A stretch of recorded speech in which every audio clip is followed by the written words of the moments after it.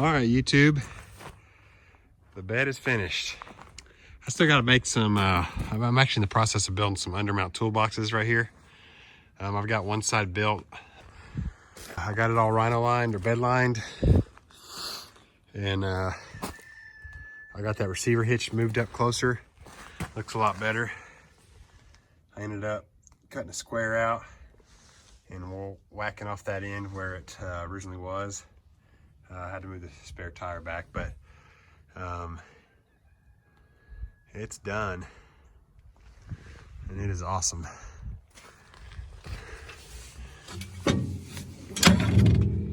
still got to paint that underside, but there's where I put the rear view camera. I'll show you what the view looks like, and I got the trailer plug right there. I think once I get these undermount toolboxes set up, it'll look a lot better. And then that way I don't have to run my old toolbox up top. I'll have more bed space and bedroom. I ended up doing chains for my hinges on this. Nothing fancy, but it works. One thing I didn't do, I didn't weld up all these seams and grind it flat. Just, to me, it wasn't necessary because I mean, I'd be using a lot more wire and gas, and then all the time spent. It's all welded underneath on the cross supports. So, I mean, the bed's sturdy, but for something that's just gonna get beat up, it just wasn't worth it. That's your camera view. So, like I said, when you're backing up to a gooseneck, which I've hooked up to one a couple of times, you can see it incoming, you can get it right over the ball. So, I'm happy I moved the camera right there. I do miss it having it on the back for when you're backing up, like in a parking lot, but I mean, it's not that big of a deal because I got my side mirrors and my rear view mirror, and I mean, that's the way things were back in the day when I got my first vehicle. So, first truck was an 84 F-150, and it didn't have any kind of bells and whistles and stuff, but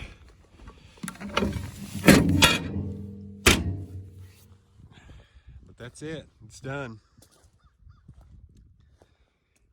You know, if I build another one, or if somebody's interested in getting one and they want me to build them one, I would obviously fill it all in and make it look clean. Now, this do-it-yourself bed liner kit. One thing I did was I used a wire brush on a grinder. And I wire brushed the whole bed, and then I acetoned it. But you can see right here, it came up pretty easy. That's it. I had a portable welder right there, and the leg rubbed it right off. But these spots where it comes up real easy, I should have gone over it with some sandpaper. I should have sanded that metal and then acetoned it, and it probably would have stuck better. But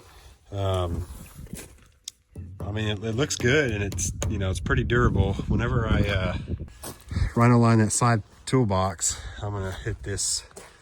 I'm gonna prep this a little bit better, sand it down, clean it up, and clear it up. But that's it. Let me show you the toolbox.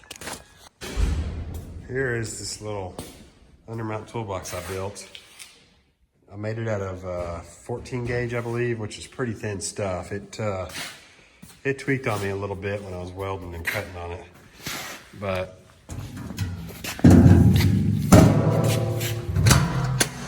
that's it. I'm gonna get some weather stripping after I paint it. I'm gonna put some weather stripping between these two pieces.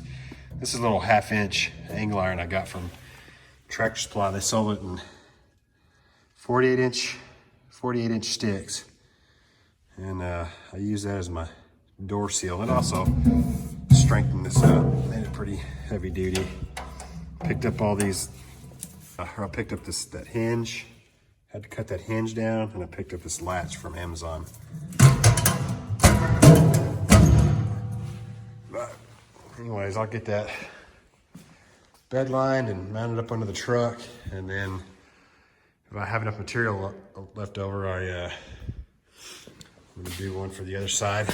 Okay, here's a little update of what's going on. I've already made the video, the flatbed finished, and I was gonna post it, but I thought I'd go ahead and wait until I get these two side box bed lined and mounted up on the truck, And then I'm building this little 31-gallon fuel tank. And I'm gonna paint all this at the same time while I have the kit out. And then I'm probably gonna touch up some of the scrapes on the bed. So this fuel tank is made out of 12 gauge. I'm going with a smaller tank so I can have more bedroom. I've got a big 90-gallon L-shaped tank. That's just, it's nice having the extra fuel, but I just don't need it. The tractor holds 21 gallons, I believe. What I did was, when I built this, so my only welds on this part so far is just this side, and then on this end, 1, 2. And what I did was when I made the template on this, it was a 4x10 sheet of 12 gauge. I drew it out something kind of like this. And this is the bottom. This would be one side. This would be an end, another end, and then here's the other side. And so basically when I cut it out, I cut out this shape all around it, and then I just folded these 4 sides up like a cardboard box. So basically this was laying down, that was laying down, and then these 2 side pieces. And then that way I only had 4 welds versus cutting out each piece and welding, you know. And then on the inside, I went ahead and welded it up. And when I bent these, when I folded these up on each line, I scored it. I scored it with the grinder, and I cut halfway down into the sheet of metal so that I could fold it easier. And then I added this little baffle. I don't think it really needed it, but it gave the sidewalls more support. They had flexed a little bit when I was welding it, but I got the inside all welded up, and I'm currently cutting this top piece out. I'm cutting the holes, and I'm gonna weld these 2-inch couplers. I'm gonna set them down in there and then add some support and weld them up, and then I'll weld them to the top of this. So those of you that are interested, whenever I make this final video, this will all be mounted on the truck. And that's how I went about building that, in case some of you have thought about it. One thing I want to note is I'm not painting the inside of this tank. And the reason is because you have to get the paint process absolutely perfect where the paint won't peel off or come off down the road, because all that stuff will get clogged up in your pump. So I just left it bare metal. I wire brushed the whole inside, knocked off any kind of loose rust. And then I came back and acetoned it. I wiped it down with acetone. And same thing on the top. I just kind of buffed off the surface and then wiped it down. So it's just too risky for me to try to paint it on the inside. Well, there it is. It feels wonderful accomplishing something like this, especially being my first time to ever tackle on a major project, welding project like that. I had a little bit of experience welding, not a lot, but I built both sides, both undermount toolboxes. And then I had some of this bed liner kit left over, and that's what I used to paint the fuel tank in those boxes. Not only did I save money, but I accomplished something like that. If you're ever thinking about doing a flatbed build yourself, or heck, building anything out of metal, you know, the only thing I can say is just get after it, just do it. And when you're in the middle of it and you're starting to get frustrated, or you're thinking, man, you think you bit off more than you can chew, just keep going. And because in the end, it feels freaking awesome. So anyways, I hope you enjoyed the video.